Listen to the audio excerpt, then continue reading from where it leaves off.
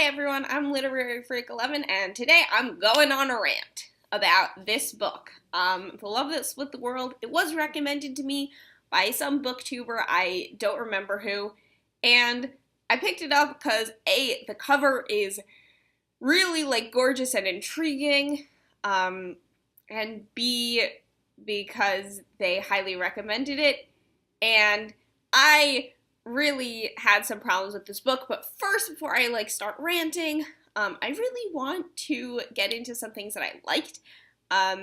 This book is set in rural Kentucky, and it is about this girl who's been seeing this apparition of a woman that she refers to as grandmother, this old woman who tells her stories, and she went through some type of therapy and it disappeared. And then she came back. Basically, when this woman appears, she's been telling her stories, and when she comes back after her 3-year absence, the grandmother tells her, "You have 3 months to save him," and then she tells her it's all in the stories.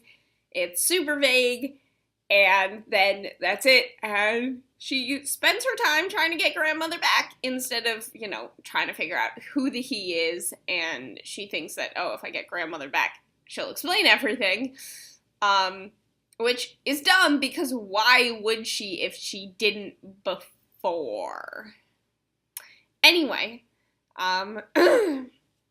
so, in the meantime, she is, at certain events, she's about to graduate high school, about to go off to college, so that's why she has 3 months, is because she's leaving Kentucky, she's going to Rhode Island. She starts, the woman told her to find Alice Chan, who is a therapist, a researcher who is kind of studying these phenomena, because what she's seeing, she will be in a setting and sometimes see a flash, and then it's just something else completely different. It's like this, she's on the football field, there's some, end of school, ceremony, and she sees the football field, and then it's empty, and there's one guy standing there, and she's kind of sees these flashes of different things, or she'll see a flash, and it's just a bunch of buffalo in a field, the building she was in is gone, stuff like that. Some things I really liked about this book. The descriptions, some of the descriptions, there will be a paragraph of description in the middle of something, and it will just be beautiful. And she can be really well written. And so I really enjoyed that. I really love reading about rural America, and I think that there were definitely some descriptions of it. I think that it could have, done better for a little bit more of it. I love Shoeless Joe, which is the book that Field of Dreams is based on.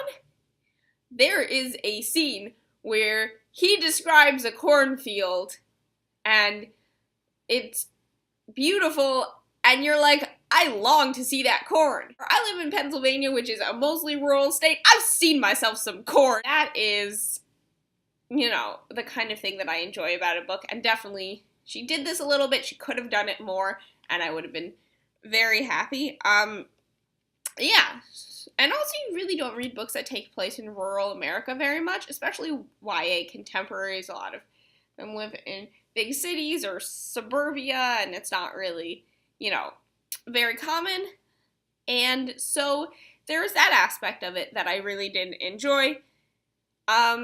So I think the first thing I was unhappy with about this book was that the feminism was annoying. I do not mind feminist messages. Don't get me wrong. I just hate when an author feels the need to use their book to whack me over the head with it. In the first half, it was pretty subtle. I was like, hey, that's fine.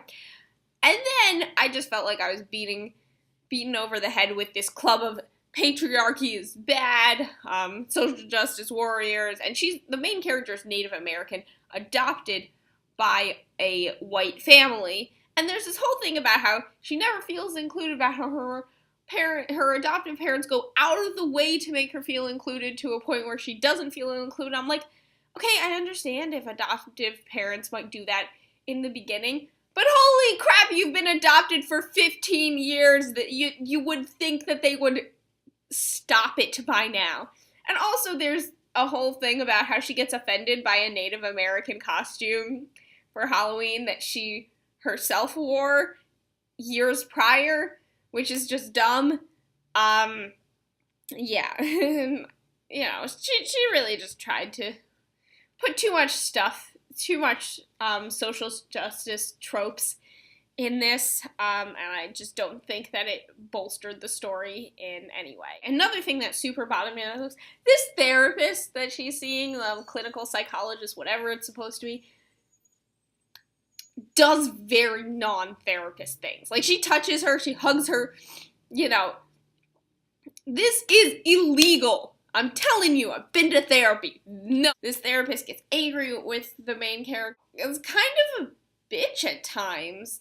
And, like, I just wish that she had been a little bit more professional in the way that they interacted, because it bothered me, and anyone who's gone to therapy would know that these things should not happen. Anyway, through this flashing back and forth, she meets this guy named Beau, who lives in the other world. At first I thought he was a ghost and she was just seeing ghosts. It is very, like, mysterious. I kept reading this book because I was interested. I was very interested in what was happening. The way they contact each other is he gets a burner phone from her world, and therefore he can call back and forth. Now I'm going to get into spoilers, so this is the part of the review that doesn't have spoilers. If you do want to read this book for yourself, definitely click away now, because I'm going to spoil some shit. So, as a guest, he was a ghost, kind of. They are in two different versions of reality. His version of reality, she dies, and he lives. And her version of reality, he died when he was 4. She died when she was 3. They're in a car accident. Her mom fell asleep at the wheel, I think. His dad was drunk. Cars collide. Each universe, one survives. I was pretty intrigued by that. I was like, hey, cool. But then there's grandmother. Finally, she contacts grandmother at the end of the book. And what Alice Chan, the therapist, has been telling her, because she had, like, the same thing, is that there's a closing, right? And you have an opening where all this stuff starts happening, then you have a closing. So you only have a certain amount of time to change the events. And she meets Beau, and she falls in love, and it's insta-love, and not cute together. What ends up happening is, you know, the grandmother comes back and tells her, you should go kill yourself so that he can live. Like, I've lived your life. I know what happens, and you never fall in love with anybody else, but you have a good life, you know, you get married and to a guy, but you don't love him the way you love Beau, and, you know, we do some good research and stuff like that. Oh my goodness, why does this only happen in books? This is only a book thing where people don't get over the person, and it's only for the purposes of the plot. Like, think about this, right? You have Dumbledore never gets over Grindelwald. I understand that that's some hard shit, and it would take you a couple of years, for sure, but, like, this is a book where she knows this guy for 3 months. She meets him one summer. And, like, you have to understand, 3 months is the honeymoon phase of a relationship. After 4 months, that's when a relationship starts becoming work. So, future her has never experienced a relationship with Beau where she had to work at it. And she wants her past self to go back, because they can use the time, they can use the phasing between universes to travel back and forth, wants her to go back in time and make it so that she's the one who dies. And that is some dumb shit, because in future her, would have taken maybe a while, would have taken her 2 or 3 years, unless she, like, romanticized it in her head, in which case, she has a therapist. Her name's Alice Chan. You know, it would have taken her some time to get over it, yeah, sure. But, like, she should have, if she was any type of healthy person.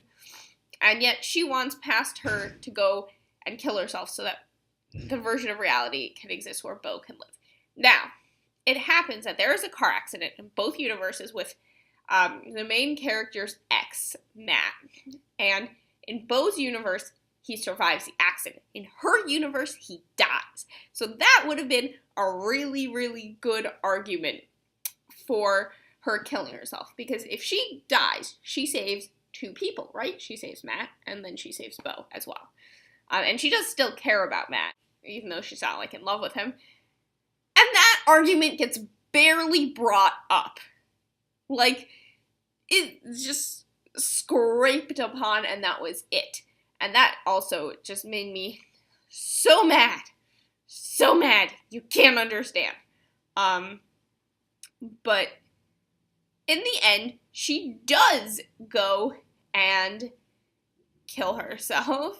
The story of the sacrificing of Abraham sacrificing Isaac is actually, like, brought up not right before that, but a little bit before that.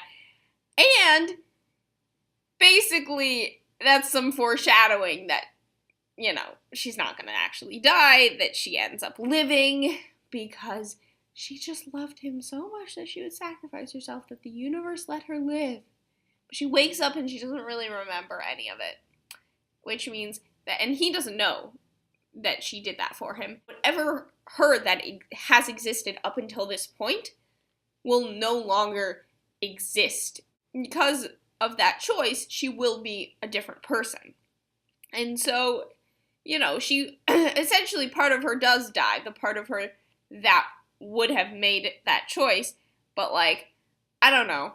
I really, really, really hope that this character's relationship with Bo, and this character that I literally can't remember her name, her relation, I hope it's, like, a struggle, because she doesn't understand relationships, clearly.